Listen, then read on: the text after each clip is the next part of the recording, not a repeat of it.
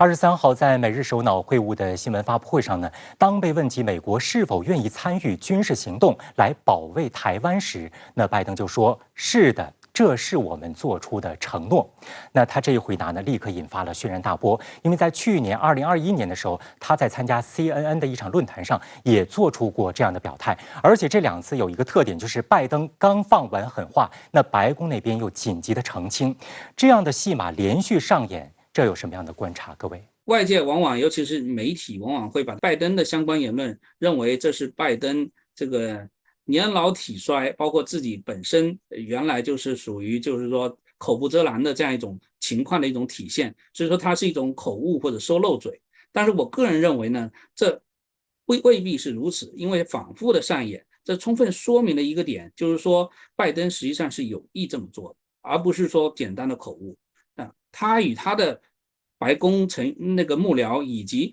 国务院的这个内阁，应该说整体来说，他们实际上扮演的是一种唱红脸跟唱白脸的一种角色。他只是在政策上做一些文字游戏，但是呢，背后呢，他的这个政治算计是非常清楚的，就是希望通过这样一系列的承诺保卫台湾的这种言行，来进一步的安抚好台湾当局，同时也安抚美国的地区盟友，来进一步的为未来美国在这个地区所采取的一些实质性的政策调整做好相应的准备。你如果结合之前，就是说美国国务院在他的网站上把关于对台湾跟台湾的关系做了大幅的修正，用我们官方的话说，实际上它是在什么呢？叫掏空这个虚化一个中国的政策。综合考虑，我认为不是战略清晰，而是政治清晰。战略上它依旧有它的模糊空间，只是政治的表述更加清晰。与此同时呢，拜登又表示说，美国同意一个中国政策，美国的对台政策一点儿也没有改变，并且呢，我们注意到在美日联合声明当中也没有协防台湾这样的字眼或者是措辞。毛先生，您怎么来解读？这是关系到国际法和顾及不能过度刺激中国的原因。因此呢，日美采取了在记者会上造势的这么一种舆论压力，我认为这也是日美间相互配合，在台湾问题上对中国采取的一种所谓的延伸威慑的一种策略。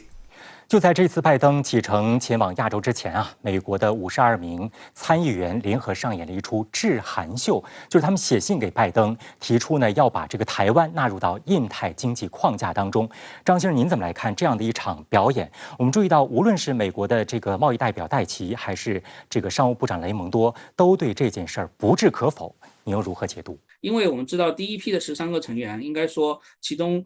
有不少的地区国家，那么地区的中小国家，他们在一个中国的政策上，他们是与我中国站到一起的，他们是不承认台湾的。所以说从这点上来讲，如果将台湾纳入到第一批的印太经济框架之中，那么会有可能影响其他的这些成员国参与的意愿。所以说这点上来讲，拜登政府实际上是做了一个策略上的一个调整而已。当然，这不意味着他后面不会将台湾纳入其中。美国海军研究所出版的5月号《议事录》杂志发表文章鼓吹，如果台海发生武力冲突呢，美国如果要挽救台湾，应该派兵摧毁台湾的基础设施，那切断其与外界的联系。我们注意到，就是在这个前一段时间，也是这个《议事录》当中呢，就鼓吹美国要这个摧毁掉台积电。那因此呢，台湾很多舆论都非常的愤怒，说这个之前美国散布过这个弃台论，现在又是毁台论。张先生，您怎么来解读？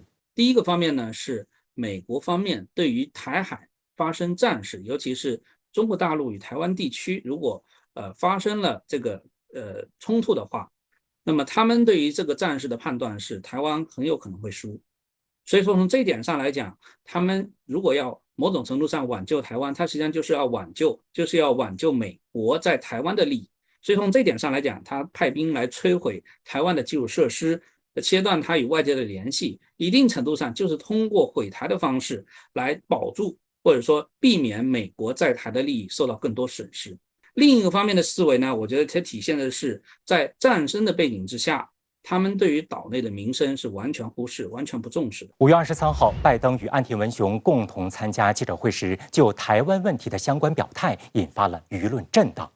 有记者提问称，美国是否会协防台湾的老问题，拜登竟然不假思索地回答会。据《纽约时报》的文章揭秘，当时拜登随行官员都非常的惊讶，一时间都没了主意。倒是远在华盛顿的白宫火速澄清，称美国一中政策并未改变。随后，美防长也重复了这一表态。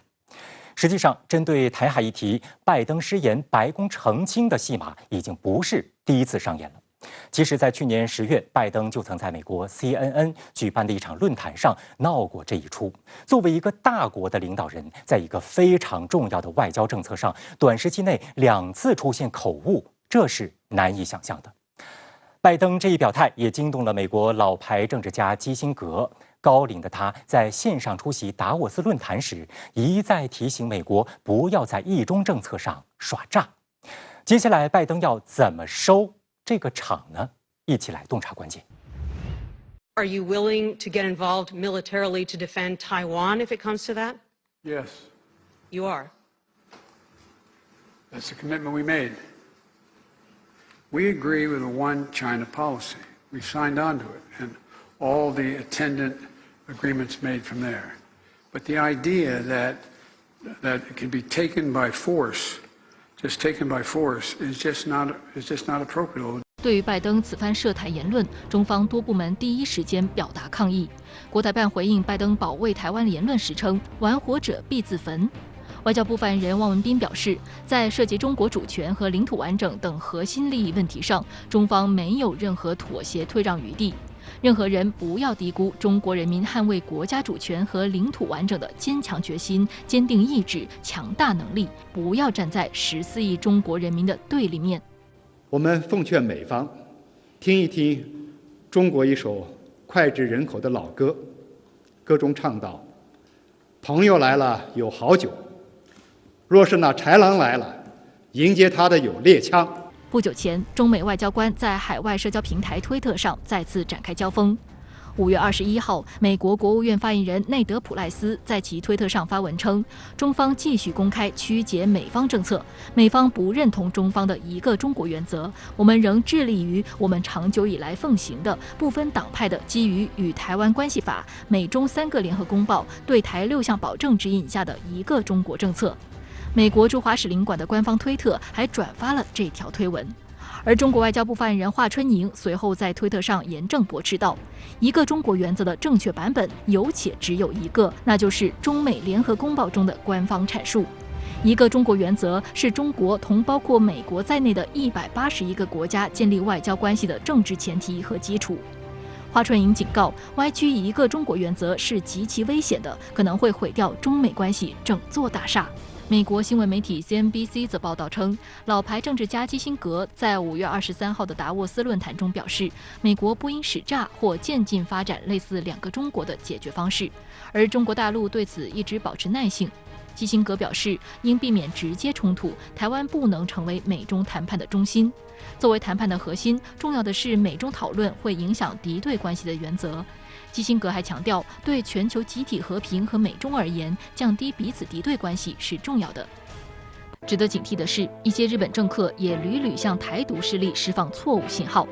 5月3号，日本自由民主党众议员小野四五点与外交副大臣佐藤正久出席了在华盛顿智库战略与国际研究中心举行的一场关于日本防卫策略走向的座谈。小野四五点坦言，他们此行到华盛顿与拜登政府官员会面，核心议题除了向美方说明自民党提出的新版国家安全战略内容外，另一个就是关于台湾议题的讨论。在这场座谈会上，日方声称台海危机将对日本的安全带来影响，日美必须就彼此的同盟如何应对台海可能发生的冲突加快协调。在拜登与岸田会谈后的共同声明中已经给出了答案。一是日本有事，美国兑现安全承诺，包括核武器在内，这个是可以保卫日本的。安倍提出的核共享等言论是不被美方接受的。那么第二呢，是再次确认了，就是说日本有事，那就是同盟有事，保证日美协商统一步调，美国不会另辟蹊径。然后第三个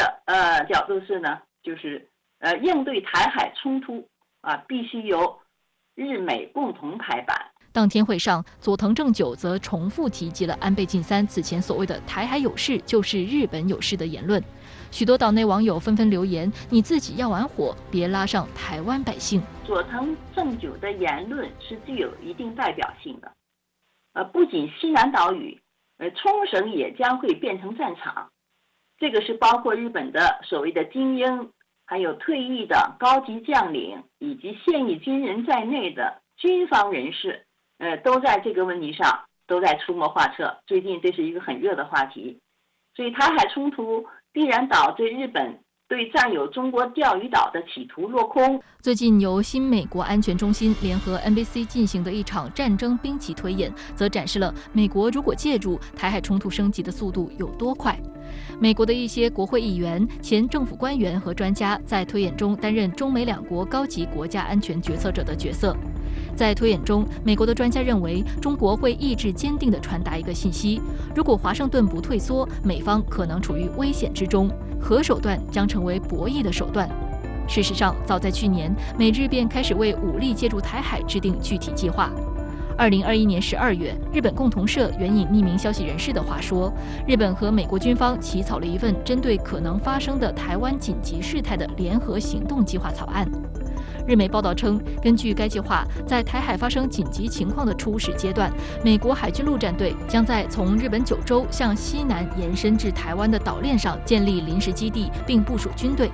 日本武装力量将在弹药和燃料供应等方面提供后勤支持。但在2022年1月举行的美日安全磋商2+2会议的联合声明中，并未提及这份涉及台海的行动计划进展。在8年前已经具备了制定共同计划的机制。如果说没有应对台海紧急事态的联合行动计划，没有相应的军事准备，这在我看来是不可思议的。因为这一共同计划的制定的机制，它的决策担当者是以日本首相与美国总统为最高负责人的3个级别的4个机制构成。指挥这4个机制的是自卫队与美军的指挥系统，这是一个属于不断更新的顶级军事机密。外界注意到，就在拜登开启亚洲行前夕，美国52名参议员组成的2党团体共同签署了一封给拜登的信，敦促将台湾纳入印太经济框架。绿营再度进行炒作，声称这是美方公开挺台的大动作。台当局还一度窃喜，以为能够成为该框架的成员。无独有偶，美国给台湾开的空头支票再遭打脸。就在5月22号，第75届世界卫生大会已经在瑞士日内瓦召开，闹腾了许久，想要以观察员身份参会的民进党当局未获邀请。台湾友邦邀请台湾参加世界卫生组织的提案也遭到驳回。岛内舆论指出，事实证明，美方的支持并没有什么实际作用，而美方越是加剧利用台湾抬高声势，只会把台湾逼向更加危险的境地。东部战区新闻发言人施毅陆军大校表示，近日中国人民解放军东部战区在台岛周边海空域组织多军兵种联合战备警巡和实战化演练，这是对近期美台勾连活动的严正警告。美方在台湾问题上说一套做一套，频频给台独势力壮胆打气，这是虚伪的、徒劳的，只会把局势引向危险境地，自身也将面临严重后果。台湾是中国的一部分，战区部队有决心、有能力挫败任何外部势力干涉和台独分裂图谋，坚决捍卫国家主权安全和地区和平稳定。